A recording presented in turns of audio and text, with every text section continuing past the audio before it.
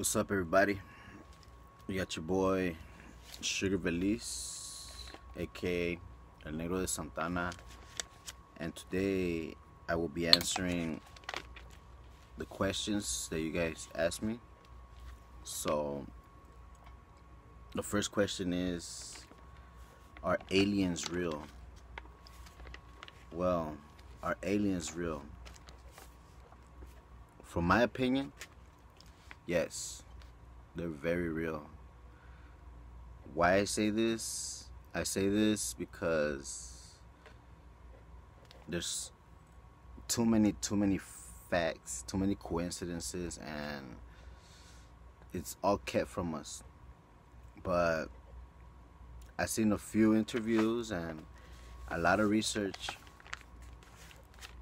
based on that subject alone, aliens. That was my fascination. And the things that I found out was, for example, Admiral Byrd. You know, the documentary about Admiral Byrd. It specifically said that 3 flying objects, unidentified flying objects, were going so fast that technology was not attainable by us at the moment, so they were going so fast that they went from pole to pole, pole to pole. That's how fast they were going. Just 3 destroyed like half of the fleet, and they had like over 5,000 people that were going to Antarctica. This was when they were gonna go look for the Germans, and yeah, they got half of his platoon, or all his military guys. Half of them got taken down, and what was told to the news was that they were gonna go do research, and they needed all them people, just in case of what, so when you have 3 unidentified flying objects destroying half of your soldiers, I mean, in the book it specifically said that they would go and stop in ways that is not humanly possible. So that's one of them. Another one was an interview that, I forgot the name of this lady, but she's the one that does the sci-fi, the UFO stories, and she interviewed, hundreds, maybe thousands of people, and she came to a conclusion, which I totally back her up, because it makes total sense that we are controlled by aliens. There's 3 different races of aliens that are fighting for the resources here for us. So we have been genetically modified by aliens. If you look at the Anunnaki text, it tells you how we were created. That they wanted to create a slave race that would do their work, that would mine their gold. So they tried once. Enki and Enlil, they got together, and they were debating with the other gods, or the other aliens. They were debating with them on if they should create a human, a species, to mine their gold. So they were debating until they finally came to a conclusion that yes, go ahead and try it. So they manipulated the DNA of the I believe it's Homo habilis. They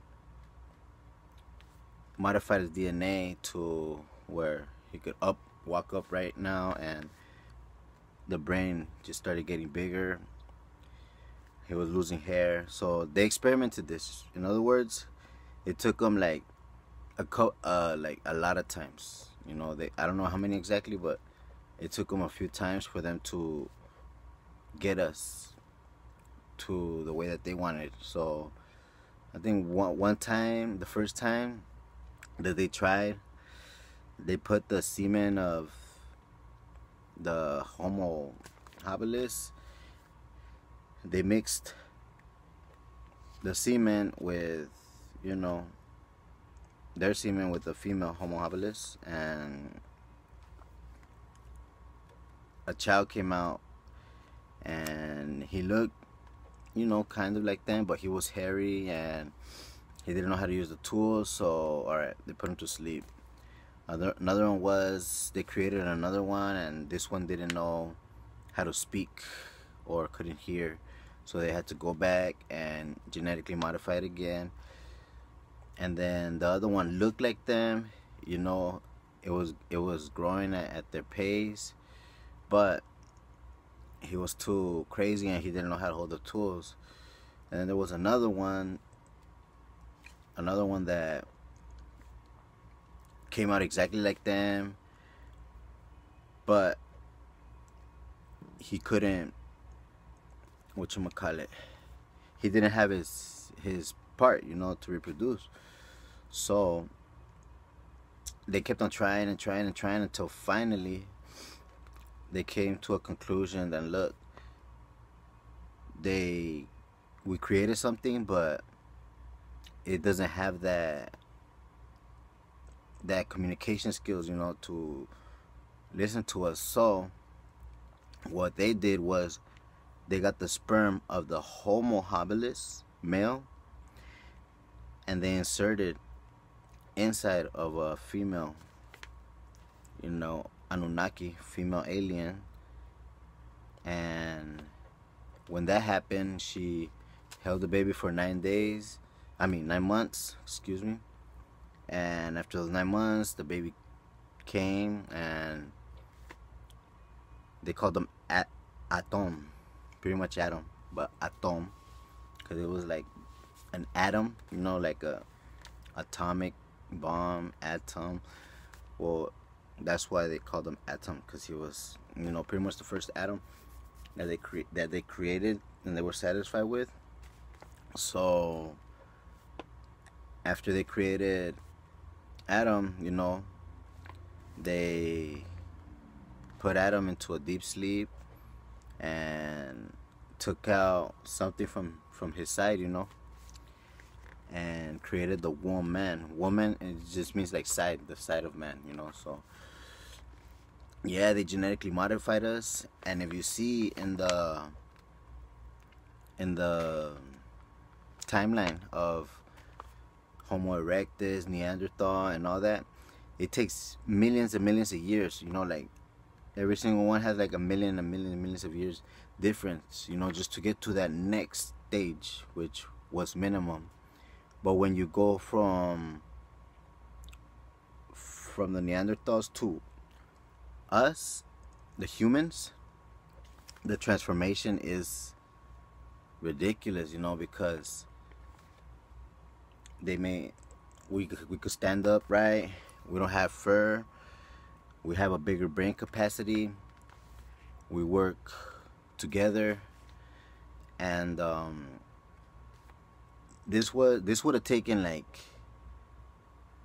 $100 million year process that took only, like, let's say couple, like 50, 100,000 years.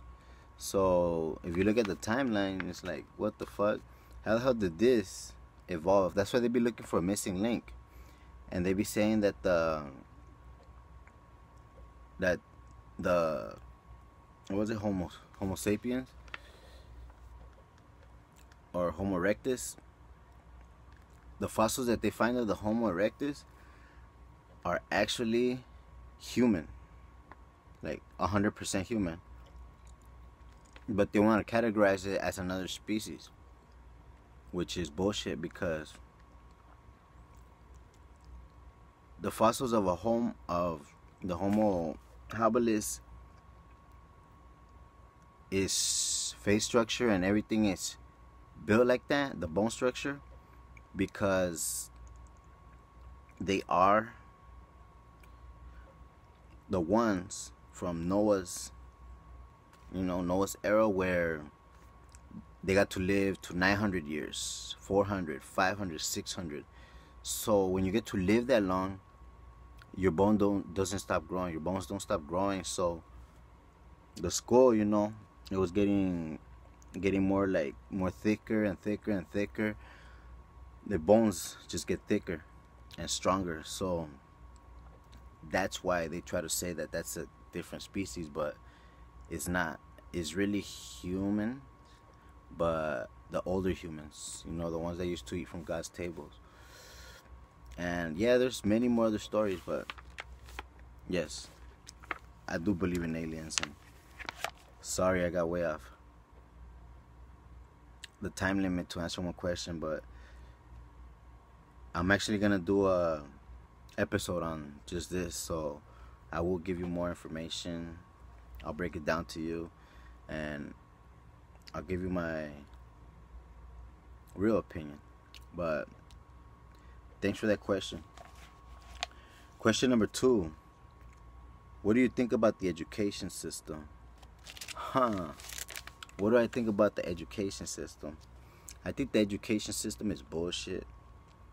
I think the education system is created to indoctrinate us, to dumb us down. Why? Because it's true. The education system was created just to dumb you down and to make you an obedient slave and to not help you use your right side of the brain, meaning you can't use your imagination anymore. Like I said before, I'm pretty sure I brought this up, but you see the children before they turn 7, they have a huge imagination. They're just like sponges. And if you ask a kid, like, what do you want to be when you grow up, they tell you like these imaginary stories, that they imagine when they're young. So they're still thinking big, like, oh, I want to be a Superman, or I want to be something, I want to walk through walls, or they use their imagination, and all of that is possible. But the way the education system works is just, it was put there to rob our kids of time with our parents, our loved ones, because once you take the kid away for the 8 hours, like, how much time you got left in a day? You got like 16 hours left, and 8 of those hours you're sleeping, and the other 8 hours you're working. So the education system is pretty much like 12 years of babysitting, and everything that they be teaching our kids is bullshit. Like, everything is a lie. Okay, this is his story. Like, this is the European story. Okay, they're the ones that defeated the last empire, and when they defeated the last empire, Tartaria, they decided to indoctrinate. They decided to change the maps. They changed everything. So all the stories that are being told to you are pretty much a lie. It was made up. And this was made up by like the smartest people in the world. It's a big theater. And the winners always write history. So everything they're teaching us is repetitive, because they want you to use your subconscious, like, just repeat. When you repeat something, your subconscious gets sharp. So when you learn math first grade, second grade, all the way through, college or university, obviously you could tell that your body is rejecting that. your body, when you're at school, your body just wanders off, and starts imagining stuff. And when you do that, either the teacher tells you to pay attention, or the bell rings, but it was created. Why do you think there's rows? There's rows in the schools, because